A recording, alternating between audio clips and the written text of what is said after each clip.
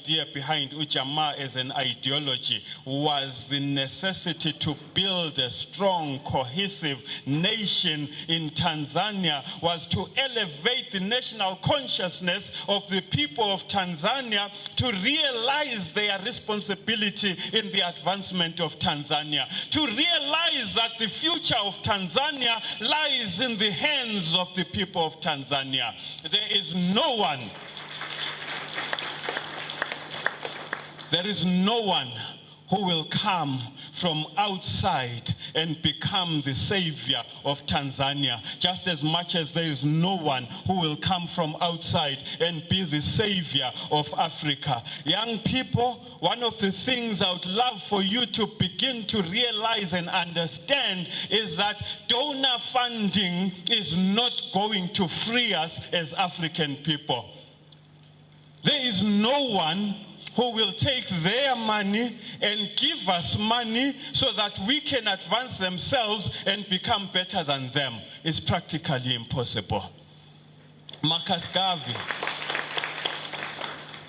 Garvey puts it this way: there is no nation that will desire for another nation what it considers good for itself. So let's forget about this myth and theory that says that people will come from Europe, from China, from wherever to uplift us as African people. We have a responsibility to uplift ourselves, and that is the African consciousness that Mwalimu spoke to, which is why when President Magufuli comes in, he talks about Tanzania first.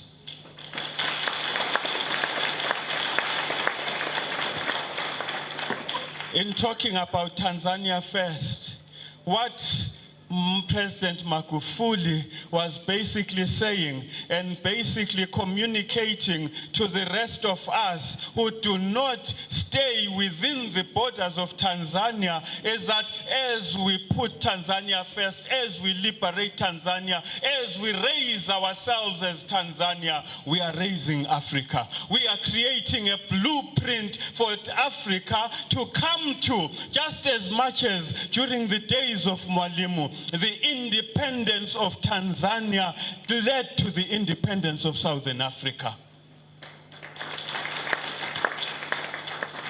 It is absolutely necessary that we begin to revisit some of the ways that we see ourselves, that we begin to realize and understand that we are the children of one people. We are the children of Africa. We are responsible for whatever happens on the continent of Africa. When you see a fire burning in your bedroom, you don't sit and say, well, I'm in the sitting room, let it burn. You get up and do something about it. So when you see Africa burning, know that this is your motherland that is burning, and you have a personal responsibility to get up and do something about it. You can't sit back and think that it's somebody else's problem. An African problem is our collective problem, which necessarily means, therefore, that the African solution is a collective solution that will raise us as a people. As I talk and I see elders in front of me, I think to myself, within the age group that I belong to, we are able today to be free Africans because of these elders who lay their life down so that we can be free. The question that arises to those of us who belong to the age group that I talk to, I don't talk about generations, because this whole thing about generation gap is foreign to us, where we are supposed to see each other according to our differences. As African people, we have a continuum.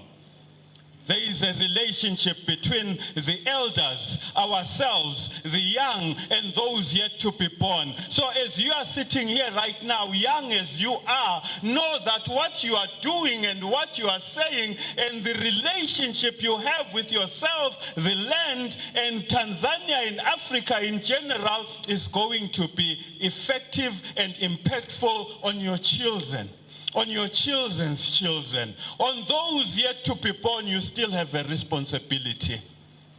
The decisions that were made by the likes of MWALIMU NYERERE are what we are manifesting right now. The decisions made by the likes of President Magufuli are what we are manifesting right now. So the question that you have to perpetually ask yourself is, how will my decision influence the future of Africa? Is your decision taking us forward as Africa, or is your decision taking us backwards? Are you handing us back to the hands of the Mabeberu? Or are you taking us to freedom? How do you define your reality? Is your reality defined by your Africanness? When you go to school, are you learning so that you can improve your community, or you are learning so that you can work for someone else and improve their reality whilst your reality goes backwards? Young people, one of the most critical things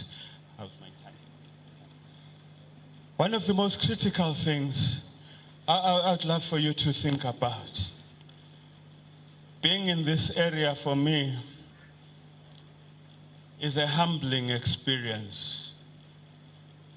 Humbling in the sense that this is an area which I identify with the great President Magufuli. He was your age at some point or the other. Do you aspire to greatness, or are you one of those who have been told and made to believe that as African people, our ceiling is defined by someone else? The height of where we can get to is defined by someone else. We are told by someone else as to how far we can go and how far we cannot go. I mentioned earlier the issue with the Mwalimu. When they started the Organization of African Unity, he was very instrumental in that. He was one of the key figures in influencing the decision that the OAU must have a liberation committee. This liberation committee had the primary responsibility of making sure that the rest of Africa is free. But now we are told, we are taught, we are made to believe that the most important thing is the individual. As long as I'm all right, the next person will take care of themselves. But that is not what Ujamaa speaks to. That is not what we learn from Mwalimu. That is not what Pan-Africanism stands for. That is not what we learn from the great President Magufuli. As we speak, we look at the scenario with Tanzania opening up its borders for refugees, for liberation fighters. Thank you. For liberation fighters to come and occupy the space and therefore be able to be relevant to their own reality. So as the question arises, to what end are we remembering Mwalimu Julius Nyerere? What does it mean? I would love for everyone to ask themselves this particular question. I am not going to say what does it mean to us, because the tendency is that people once you make it a collective thing, they want to push it to the next person. No one wants to take personal responsibility. I would love for us to personalize it and ask the question, what does remembering Mwalimu Julius Nyerere in the year 2021 mean for me? You'll answer it in your own way. It will inspire you in your own way, or indeed it will intimidate you in your own way. But the most critical thing is, as we deliberate, as we commemorate, as we look at the works of Mwalimu, the question that we have to answer, the question which will forever plague us, the question which we can never run away from is, for those coming behind us, what are they going to say about us? Are we here to simply exist and expire, just like the wind that blows and goes away? Or are we here to make an impact that will be life-changing in other people's lives? Are you at school simply to remember what your lecturers, what your teachers are telling you, or are you at school to gain knowledge so that with that knowledge you can actually make a difference within those areas of influence where you have influence? Are you there simply to repeat what you have been told, or are you there to broaden your mind, to look at your immediate environment, to look at your circumstances and say, within my community, I would love to be known for this particular change that I have brought to my community, and that change has to be a positive change, and that change has to be a change which is informed by the slogan within the global Pan-African movement. We say, think globally, act locally. Act within your immediate environment and make it a point that as you act, you ask yourself, how is this action today influencing tomorrow? How is the decision I am making today going to affect other people's lives tomorrow? Where is it that we are going as a nation? Where is it that we are going as Africa? Young people, when the time of liberation, during the struggles of liberation, it was your age group that was in the bush, carrying the AK-47s, carrying the machetes, fighting against the colonialists. Today, what are you fighting for? You are left with 1 minute, please. Thank you very much, my dear. You need to ask yourself, are you fighting for the advancement of Africa, or you have been indoctrinated into the belief that we have individual rights and I have to work for myself? Pan-Africanism teaches us that we all have a personal and a collective responsibility to the advancement of the global African nation. Thank you very much.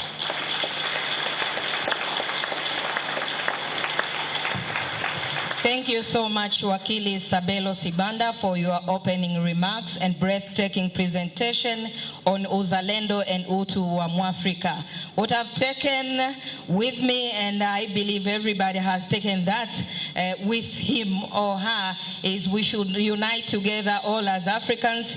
We should be true sons and daughters of Africa. Kile ambacho nimekichukua kutoka kwa Wakili Sabelo Sibanda hii leo ni kwamba sisi ni Afrika moja, tunatakiwa kuungana, tunatakiwa kuwa sehemu ya suluhu ya matatizo yetu kama Waafrika. Na tafadhali tumpigie makofi kwa wingi kabisa Wakili Sabelo Sibanda, mgeni wetu rasmi kwa siku ya leo. Asante sana na washukuru sana meza kuu pamoja na ndugu washiriki wa kongamano hili maalumu kabisa. Na bila kupoteza wakati sasa, nitumie fursa hii kwa mara nyingine tena kuelezea kidogo kuhusu mzee Christopher Liundi ambaye ni balozi mstaafu. Yeye ndiye katibu mkuu wa TANU wa kwanza na vile vile umoja wa vijana wa UVCCM. Vile vile ni kiongozi wa kwanza wa mbio za mwenge wa uhuru na amepata fursa ya kukimbiza mwenge wa uhuru takriban mara 4, lakini amehusika kwa karibu kabisa katika kuchora nembo ya mwenge wa uhuru. Amefanikiwa pia kushika nyadhifa mbalimbali za kuongoza katika mikoa mbalimbali ikiwa ni pamoja na Dodoma, Arusha, Dar es Salaam, Kigoma, lakini vile vile alikuwa mbunge wa Bunge la Jamhuri ya Muungano wa Tanzania. Amehudumu katika nafasi ya ubalozi kwa takriban miaka 7. Alikuwa vile vile mwakilishi wa kudumu wa UNESCO Kongo pamoja na Rwanda. Kwa kiongozi wa kwanza wa serikali aliyeshuhudia ajali ya marehemu Sokoine ambaye alikuwa ni waziri mkuu wa Jamhuri ya Muungano wa Tanzania, na yeye ndio aliyempelekea taarifa Mwalimu wakati huo. Tafadhali naomba mniunge mkono tumkaribishe Balozi Christopher Liundi ili aweze kuwasilisha mada yake inayohusiana na historia na faida za mwenge wa uhuru. Karibu sana Balozi Christopher Liundi.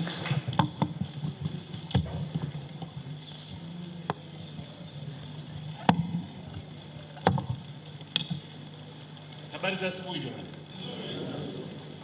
Naomba radhi, umepakia maneno mengi mno, mengine ukibishabisha tupoteza wakati. Mengine yanafanana vizuri sana. Mawili nitakuyaweka sawa. La kwanza kabisa ni lile la kilichotokea siku ile aliyesema pale kweli kulikuwepo. Na nataka kulisema hili kwa sababu lina uhusiano mambo yote mzima ya mwenge. Siku ile ilinyesha mvua sana. Mimi na mheshimiwa Nyang'anyi tukaingia kwenye gari lake. Dereva yeye anaendesha mwenyewe Nyang'anyi. Tumekwenda, tulitangulia mapema kwenda kununua nyama kongwa. Unajua watu tamaa nyama ya kongwa, nyama ya kongwa. Tukaenda Kongwa tukanunua nyama. Ghafla tuko na gari la Sikoni tunapita. Tukasema twende na sisi tupate nafasi hiyo. Tumekwenda. Ndio hapa tulipotukuta tukayaona. Tulichofanya tumekimbia, na bahati nzuri vijana wa usalama walifanya haraka sana. Wakamkimbiza, lakini tulikwenda moja kwa moja mpaka kwenye mpaka hospitali. Tukamwambia bwana tunataka tuone. Wakati huo mkuu wa mkoa alikuwa Mzindakaya pale.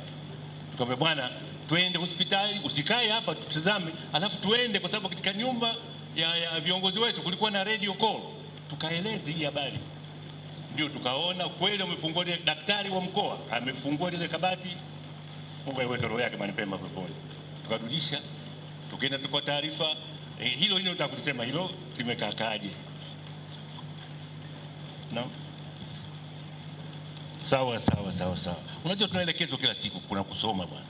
Hiki alichonong'oneza hapa ndio hicho ninachokifanya sasa. Sasa nianze kwenda kwenye shughuli zangu. La kwanza kabisa ni kwamba napenda sana kuwashukuru walioandaa mkutano huu au kongamano hii. Na namshukuru Mungu. Kweli nianze na Mungu kwanza, alafu waandaaji wa pili. Namshukuru Mungu ametuweka salama, tumefika hapa, alhamdulillah ya bil alamin, Mungu atujaze.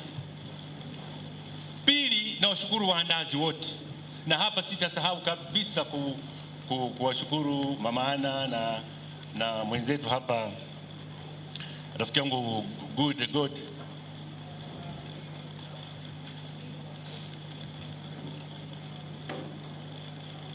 huyu good luck, anaitwa good luck. Kuna magodi wengi wa Kiswahili, kuna good luck, kuna good nini, lakini good luck. Hawa wawili pamoja na Mama Ana wamejitahidi sana kuandaa semina hii.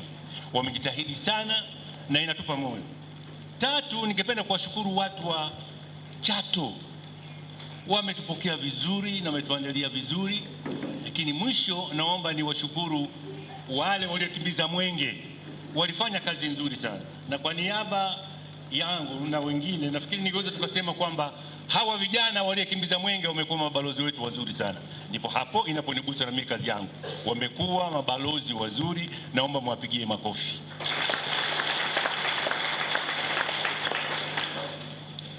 Na wewe rafiki yangu Sebelo, wewe umezungumza vizuri sana. Naomba nakupa miaka hii miwili uje ipige hiyo tena kwa Kiswahili kitupu. upige Kiswahili kitupu. Itatusaidia sana, kwa hiyo ningeomba azingatie hilo. Sasa waheshimiwa wananchi, hii mada inasema faida za mwenge. Mimi nimeogopa nilitumia faida ya mwenge, lakini ningependelea sana katika mazungumzo yangu nizungumzie juu ya manufaa ya mwenge. Maana kwenye faida bwana una hela nini na nini, lakini manufaa ni kwa maelezo na sarufi tunaambiwa kwamba ni kitu kinachomfaa binadamu na kilichomhisi, kilichomsaidia katika maisha yake yeye kujifikisha hapo alipofika. Unasema kitu hiki bwana kina manufaa. Hii kalamu hii bwana ina manufaa, kwa sababu inaleta manufaa fulani. Kwa hiyo ningependa kusema kwamba nipendelee zaidi kusema matumizi ya neno manufaa badala ya faida. Sasa hapo tunasema nini? Ni kwamba katika mwenge lazima tuanze mahasaba. Tunaendeleza kazi za Mwalimu, tunaendeleza fikra za Mwalimu. Na msisahau tangu mwaka 64 ulipoanza mwenge, leo ni mwaka wa 57. Ni kipindi kirefu sana. Kilichotokea ni nini? Ni kwamba ilianza kidogo kama wanavyosema wengine kama mchicha, lakini leo umekuwa mbuyu mkubwa sana. Yaani sherehe zake na shughuli zake zimekuwa kubwa na zimepanuka. Kilichotokea nini? Mwaka 64 kulikuwa na vituo 5 tu katika mkoa wa Pwani wakati ule, Dar es Salaam basi, na ilikuwa mwenge wa siku 6 tu. Lakini leo bwana, leo mwenge unakwenda mpaka siku 190 na